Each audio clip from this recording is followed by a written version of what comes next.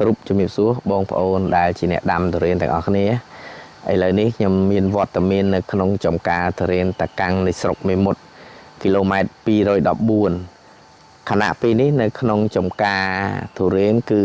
ទុរេនចាប់ផ្ដើមចេញផ្កាហើយសម្រាប់ឆ្នាំនេះទៀតសោតទុរេនផ្កាអាចនឹង3ដំណាក់កាលឬក៏3វគ្គដូចកាលពីឆ្នាំទៅដែរ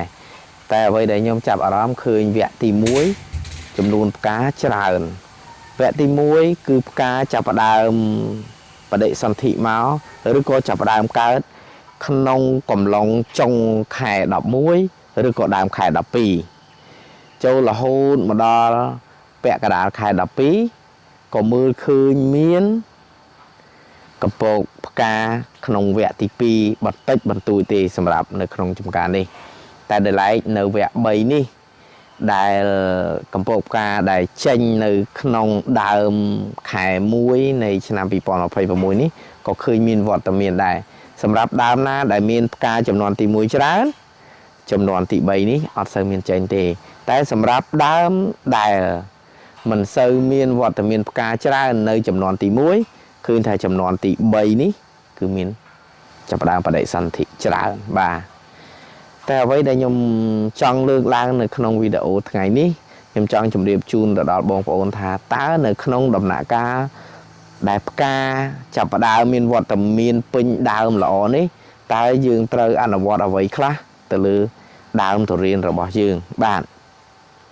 ចំណុចទី1គឺពាក់ព័ន្ធទៅនឹងបញ្ហាការស្រោចទឹកឬក៏ប្រព័ន្ធស្រោចស្រពនៅតាមដើមទុរេននីមួយៗមកដល់ពេលនេះហើយខ្ញុំឃើញបងប្អូនខ្លះគាត់នៅបន្តការបន្ថយទឹកនៅឡើយឬក៏មិនទាន់ដាក់ទឹកនៅឡើយទេទៅជូនទៅដល់ដំណាំទុរេនតែធៀបពិតទាំងនេះគឺជាចំណុចមួយដែលខុសឆ្គងសម្រាប់ដំណាំទុរេនណាពេលណាមានវត្តមានផ្កាត្រូវតែចាប់ផ្ដើមដាក់ទឹកចាប់ផ្ដើមស្រោចទឹកទៅឲ្យទុរេនហើយការស្រោចទឹកគឺត្រូវបង្កើនជារៀងរាល់នៃការស្រោចទឹករហូតបាទមូលហេតុអីបានយើងធ្វើអញ្ចឹងដោយសារអីពេលណាតែមានផ្កាមកគឺត្រូវការចំណីអាហារយកទៅចិញ្ចឹមត្រូវការទឹកយកទៅចិញ្ចឹមទៅឲ្យមានសំណើមនៅក្នុងមែកនៅក្នុងស្លឹកនៅក្នុងដើមជាពិសេសនៅក្នុងផ្កានេះតែម្ដងបាទតែដល់យើងបន្ថយទៅទៀតយើងធ្វើឲ្យដើមរបស់យើងហ្នឹងអាការអាខានការលូតលាស់ហ្នឹងកាន់តែយូរទៅហើយមិនមានចំណីអាហារគ្រប់គ្រាន់និយាយដល់គឺចំណីអាហារនៅក្នុងដើមដែលស្តុកទុកហើយត្រូវបានគាំងហើយដល់ពេលផ្កាត្រូវការយកចំណីអាហារហ្នឹងពិបាកក្នុងការយកហើយជួនកាលយកអស់ពេកទៅដោយមិនមានសារធាតុចិញ្ចឹមពីក្រោមទៅទៀតធ្វើឲ្យដំណាំទុរេនយើងហ្នឹងជាពិសេសផ្កាទុរេនហ្នឹងតែម្ដងมันវិវត្តទៅបានក្តាប់ទេឃើញផ្កាច្រើនមែនជាចុងក្រោយជួនកាលផ្កានឹងជ្រុះអស់ក៏មានដែរនឹងជាមូលហេតុហើយនឹងជាចំណុចដែលចង់ឲ្យបងប្អូនអនុវត្តដើម្បីឲ្យទុរេនរបស់បងប្អូនមានក្តាប់មានផ្លែច្រើនបាទតែអ្វីដែលពិសេសជាងនឹងទៅទៀតគឺដល់ពេលវេលានេះគឺមានន័យថាក្រុមការងារនៅក្នុងចំការរបស់ទុរេនតាកាំងមានការប្រើប្រាស់ជីបាទជីដែលសំខាន់ជាងគេបំផុតនោះគឺ Protein Soy អញ្ចឹងចាំខ្ញុំហៅក្រុមការងារយើងមកអនុវត្តឲ្យបងប្អូនតេស្តសាក់មើលតោះបងប្អូនចូលមកអូនយកឧបករណ៍សម្រាប់យកមកប្រើប្រាស់ផងហ្នឹងហើយលើកវាដាក់ចូលក្នុងមកអូខេអញ្ចឹងឥឡូវអូននៅទីនេះអូនធ្វើការនៅចការហ្នឹងបានរយៈពេលប៉ុន្មានហើយពេល4ឆ្នាំបងអូខេបានយូរដែរអញ្ចឹងដល់ឥឡូវហ្នឹងផ្នែកបច្ចេកទេសនៅក្នុងចំការហ្នឹងគេឲ្យអូនប្រើប្រាស់ហ្នឹងមែនអត់បាទដាក់តាមគល់អូនដឹងទេអាហ្នឹងគេហៅអីគេអាហ្នឹងជីផោះជីសយបដោះឬបងអូជីបដោះឬណាជីបដោះឬអញ្ចឹងបើជីបដោះឬគឺមានន័យថាដាក់ឲ្យវាមានឬចេញមកអញ្ចឹងណាអញ្ចឹងអាចថានៅក្នុងចំការនេះអូនដាក់ហើយនៅឬក៏ដាក់ខ្លះនៅខ្លះក៏យ៉ាងម៉េចដែរឥឡូវហ្នឹងមកដល់ពេលហ្នឹងដាក់ហើយដាក់ហើយណានៅសល់តែតិចតួចទៀតទេអញ្ចឹងអូនដែរចំណាំណាថាអ្នកផ្នែកបច្ចេកទេសនៅក្នុងចំការហ្នឹងដាក់ជីហ្នឹងនៅពេលណាដាក់នៅពេលវាលំពងផ្កាចេញផ្កាហ្មងអូខេមានន័យថាពេលដែលកំពកផ្កាគឺយើងប្រើប្រាស់ជី Protein Soy អញ្ចឹងតាកុំឲ្យខាត់ពេលអូនហែកមើលហ្នឹងហើយ ចឹងផូទីនសុយនេះគឺ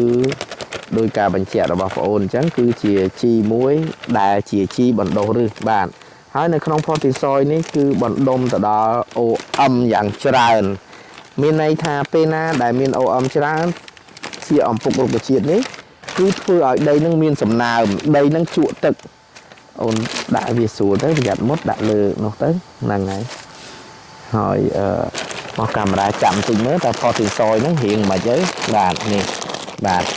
នេះគឺផូទីនសុយណានេះវាជាអំពុករុក្ខជាតិបាទឡើងម៉ត់អញ្ចឹងហ្មងបាទនេះអញ្ចឹងជីនេះគឺជាមានសារៈសំខាន់ណាស់ពេលដែលយើងបាចទៅលើដីទៅធ្វើឲ្យឫសចេញច្រើនធ្វើឲ្យដីនឹងមានសំណើមធ្វើឲ្យដីនឹងធូរបាទអញ្ចឹងបានគេដាក់វាថាឈ្មោះជីបណ្ដុះរុក្ខជាតិយើងអាចយកទៅលាយជាមួយដីឬក៏មិនបាច់ទេយើងយកទៅដាក់ក្នុងត្រេអាចបណ្ដុះកូនរុក្ខជាតិក៏បានដូចគ្នាដែរ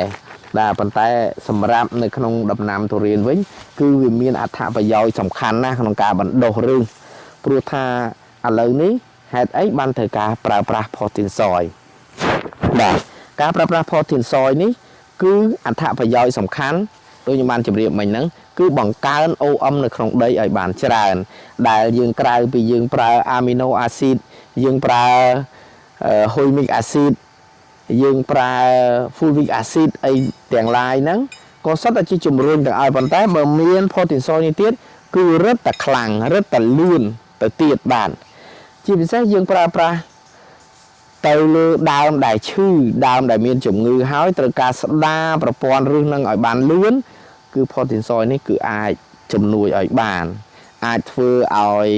បរិវេណជុំវិញគល់ហ្នឹងคล้ายទៅជាដីដែលមានគុណភាពល្អលឿនតាមរយៈផូទីនសុយនេះបាទផ្ដើមពីផូទីនសុយគឺផ្ដើមឲ្យមានឫសឡើងវិញកាន់តែលឿនតោះអូនចាប់ផ្ដើមអនុវត្តទៅណាហើយផូទីនសុយនេះក្នុងមួយដើមយើងទំហំប៉ុណ្ណេះយើងប្រើកន្លះបេបាទយើងប្រើកន្លះការ៉ុងហ្នឹងហើយបើបងប្អូនណាដើមធំជាងនឹងទៅទៀតឬក៏បរិវេណចង់ឲ្យធំជាងនឹងទៅទៀតយើងប្រើរហូតទៅដល់មួយការ៉ុងហ្នឹងគឺកាន់តែល្អបាទព្រោះថាជីបណ្ដុះឫសនេះគឺ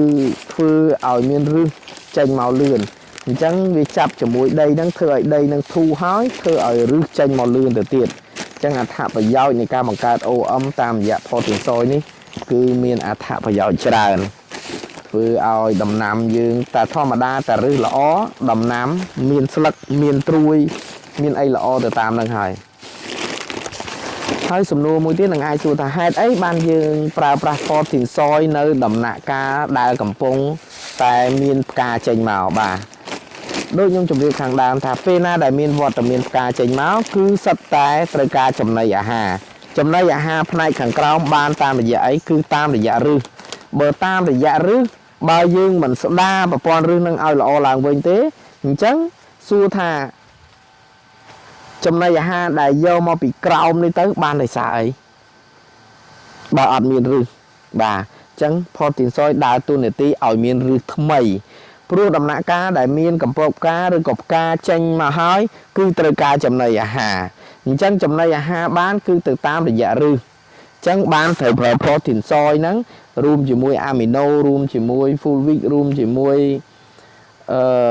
ជីគ្រាប់433អីហ្នឹងទៅដើម្បីជំរុញអាហារហ្នឹងទៅជាចំណីអាហារផ្គត់ផ្គង់ទៅដល់ស្លឹកទៅដល់ត្រួយទៅដល់ផ្កាកុំឲ្យបងប្អូនថាតិចដាក់អញ្ចឹងទៅជន់ជាមួយត្រួយជន់ជាមួយផ្កាធ្វើឲ្យជ្រក់អស់មែនទេបងប្អូនត្រូវគិតទៅនឹងឲ្យបានថាបើសិនជាចំណីអាហារគ្រប់គ្រាន់រុក្ខជាតិវាចេះណាបាទវាចេះបែងចែកណាតែបើចំណីអាហារមិនគ្រប់គ្រាន់ម្ដងបង្អត់គ្នាម្ដងបង្កើនគ្នាអាហ្នឹងហើយដែលធ្វើឲ្យតារូបមន្តចេញមកពន្យាហ្នឹងអាហ្នឹងតែងតែមានបញ្ហាបាទតែតាមដំណើរនៃធម្មជាតិដូច EHM ចេះมันងាយនឹងជួបទេมันងាយនឹងជួបបញ្ហាហ្នឹងកើតឡើងទេធ្វើម៉េចឲ្យតែដីល្អស្លឹកល្អដើមល្អ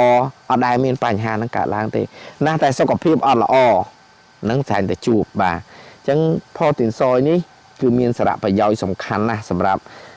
ឫសដំណាំមិនថាទៅទុរេនទេដំណាំអីក៏បានដែរតែខ្ញុំបង្ហាញនេះទៅលើដំណាំទុរេនហើយក្នុងដំណាក់កាលមួយដែលផ្កាចេញហើយ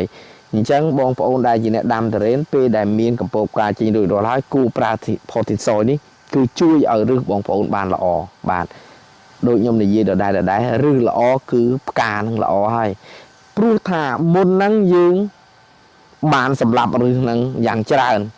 ជាពិសេសផ្នែកគីមីបាទគឺឫសនៅផ្នែកខាងក្រោមត្រូវបានសម្លាប់ត្រូវបានបំផ្លាញយ៉ាងច្រើនពេលនេះហើយត្រូវការស្ដារឫសនឹងឡើងវិញក្រោយពីដាក់ផូទីនសយហើយត្រូវដាក់ទឹកដាក់អីឲ្យបានត្រឹមត្រូវទៅដើម្បីឲ្យគុណភាពនៃឫសដើម្បីឲ្យដីនឹងធូរដើម្បីឲ្យ